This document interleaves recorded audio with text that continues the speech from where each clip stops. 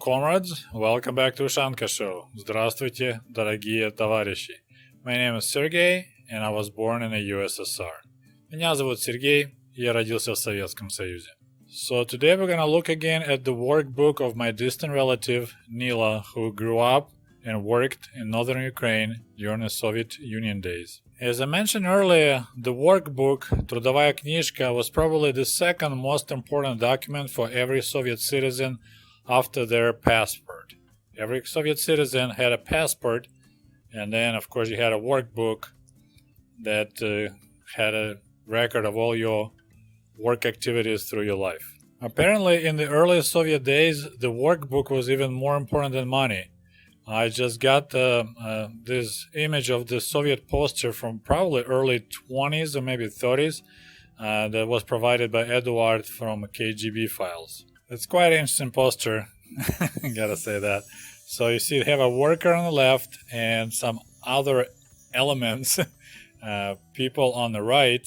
The title above says labor bread or bread of labor, and the messages says, no citizens, you can't buy this bread with money. Show me your workbooks. If you don't work, you don't eat. So I'm not sure, maybe this poster was made during so-called military communism, военный коммунизм, when no money were used and you had to show your workbooks in order to get some food. But still, it's quite interesting poster. Okay, but before we start looking again at Nila's workbook, let me answer a couple of questions that some viewers had for the previous videos on this topic. So the first question was, in cases where the kolkhoz paid workers in goods in lieu of wages like wheat, hay, potatoes, and so on, was that done with intent that those goods would be sold to the state for more money? It doesn't seem feasible to use 200 kilograms of hay on 1 acre kitchen garden, and I would assume selling it to individual buyers would be illegal, called speculation. Okay, so there's no way people would be reselling those goods to the state. The whole idea of this payments in wheat or hay was to help kolkhozniks since they weren't getting any money. And for example, 2 kilograms of hay, that's a great help because every household had a cow. Not many people had goats, at least in northern Ukraine, but a cow needs a lot of hay during the winter. Straw could be used for bedding for pigs and for a cow. Then wheat, you can use wheat to make flour or you can feed your chickens. So at least in our village and villages around, usually every household had 1 cow, 1 or 2 pigs, and then a flock of birds. Some people had geese or ducks on the top of chickens, but everyone had at least 5-6 chickens and a rooster, so they have their own eggs. And then of course you have milk from cow, and then you kill annually a pig, so you have some meat. Same with potatoes. You can eat yourself, although you have your own garden, but people had to feed pigs. You couldn't buy any animal feed back in the days, so people had to utilize whatever they had. So they will grow some beets. We call them, there will be beets for humans, and there'll be beets that they cook to feed pigs, and then of course you cook potatoes to feed pigs. And actually every kolkhoznik was also, I believe it was even required to sell some of their produce to the state. Usually it will be milk and eggs. So every morning there'll be a horse buggy collecting milk from every household and collecting eggs, and then you're getting paid 10 kopecks a liter or something like that. I need to check on prices. And second question, if each kolkhoz, collective farm, had to be individually profitable, who was responsible for the accounting and logistics of buying and selling with the state? Were people within kolkhoz given these positions, or were the professionals brought in to manage the operations? Or each kolkhoz had their management office, so-called правление kolkhoza. So you have a main manager, голова колгоспу, they say in Ukrainian, and I believe that one was elected. And then of course you had accountant, and you have agronom, person in charge of watching over crops. So yeah, they had their own professionals running the management office in each kolkhoz. But I wouldn't say that each kolkhoz had to be individually profitable.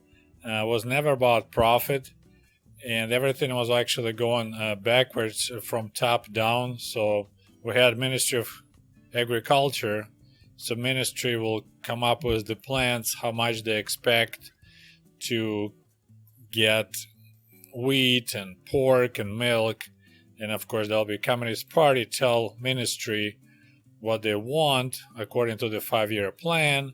Then of course ministry working itself down, so each kolkhoz had a plan how much they were like literally required to sell to the state, how many tons of grains, how many liters of 1,000 liters of milk, and so on. And prices were set by the state, so they really didn't care about profitability of the collective farm, just as long as they break even after paying everything off. And then of course they have to buy equipment, and there was some kind of deal there too. I'm not sure about those details. My question is, how easy or difficult was it for kolkhoznik to get a different job? Also, how easy, generally speaking, would it have been for the son or daughter of kolkhoznik to become something other than kolkhoznik, especially compared to someone living in an urban area?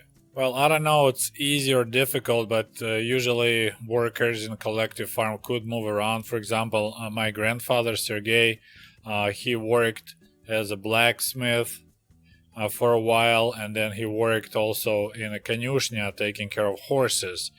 So people were moving around, I guess, based on the needs of kolkhoz or health conditions. Because also, I believe my grandpa in the beginning was actually working as a guard, protecting barns with collective farm grain. And to the second part of the question, how easy it will be to become something else for the children, sometimes in 60s, situation changed drastically.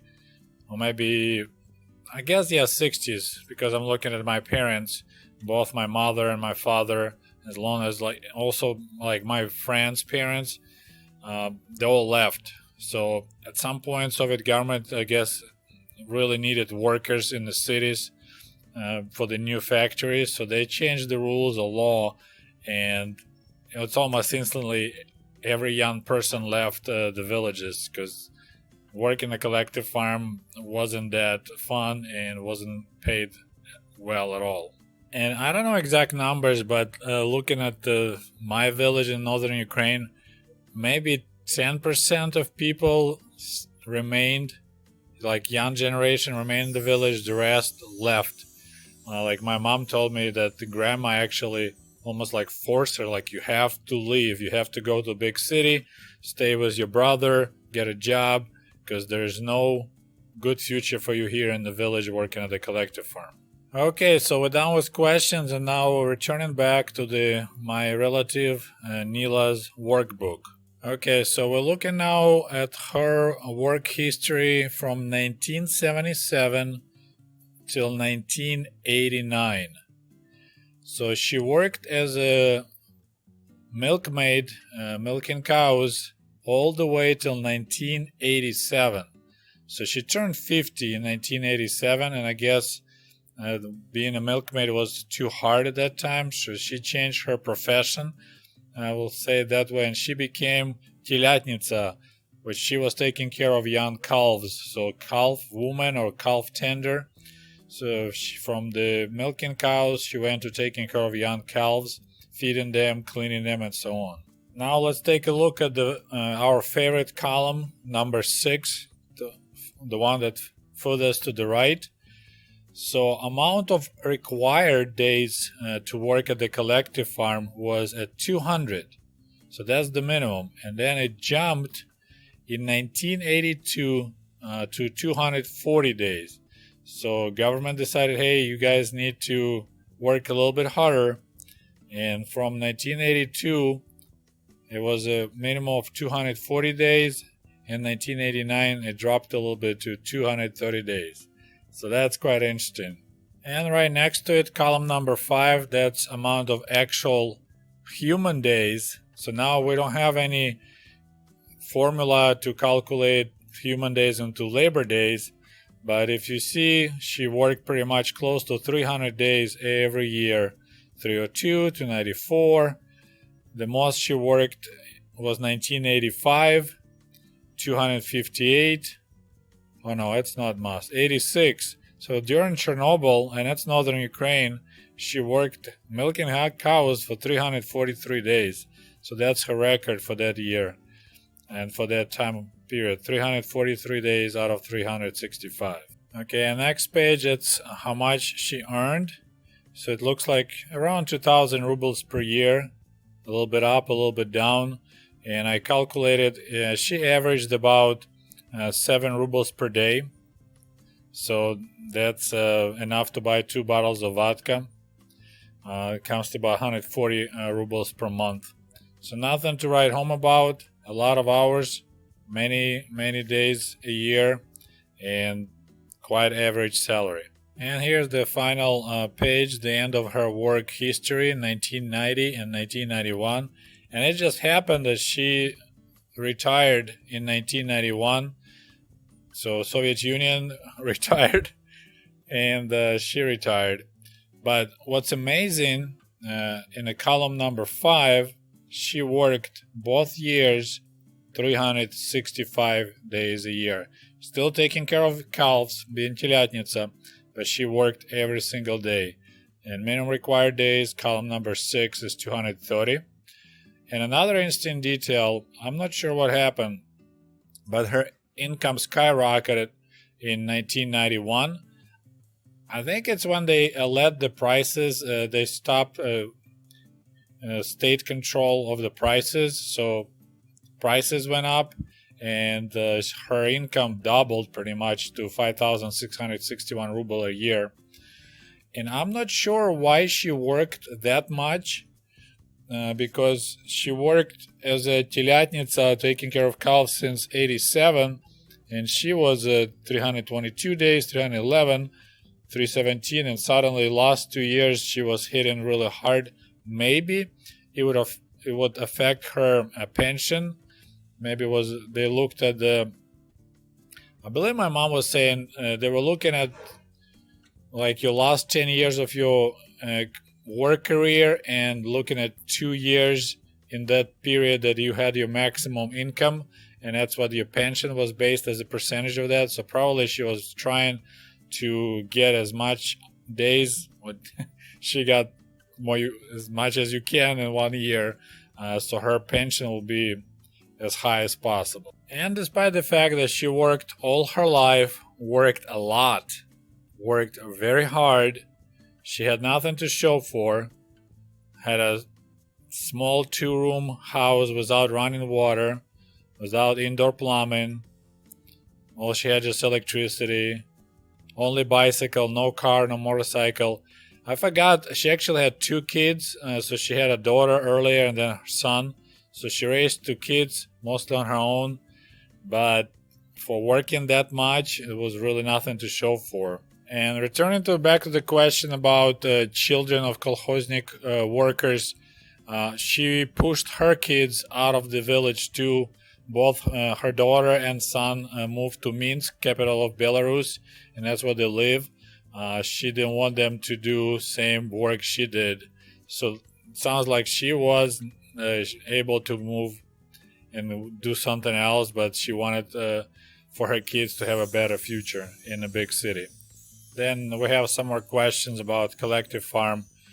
So did she retire in 1991 due to the disbanding of kolkhoz with the collapse of Soviet Union, or was just a timing? As I mentioned, yes, it was just a timing.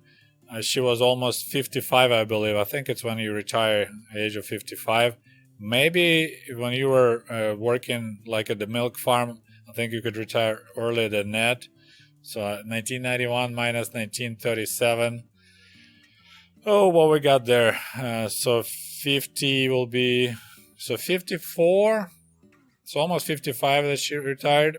Kolkhoz actually existed well into early 2000s. That's when the kolkhoz was disbanded, but it was still working during Ukraine, independent Ukraine. And the second question is like, I remember you pointing out that there was decrease in the amounts of labor time recorded in her book in some years. If the amount of work days never really changed over her whole working life, do we know what accounts for the decrease of labor time?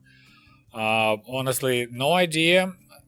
I believe government was desperately trying to figure out how to make collective farm workers work more effectively, more productively, and they were tinkering these formulas, trying to make them work more, and it never worked. So I have no idea. I mean, I wish we had access to more information, how it was calculated, but I have no clue. Okay, so we finally reached the end of our journey, studying the workbook of collective farm worker of the Soviet Union. I mentioned already, I also have actual workbook of my mother, so we're gonna take that document sometime later. But for now, we are done. So I hope you enjoyed this video. We'll talk to you soon. До свидания. Goodbye.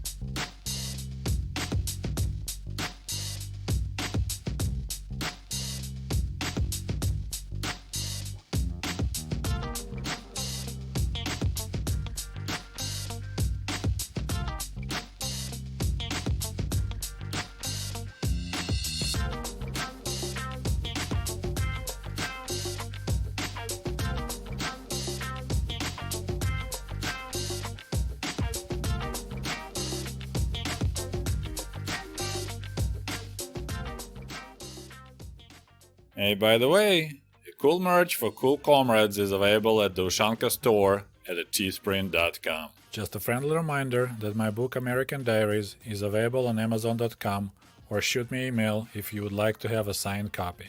Thank you.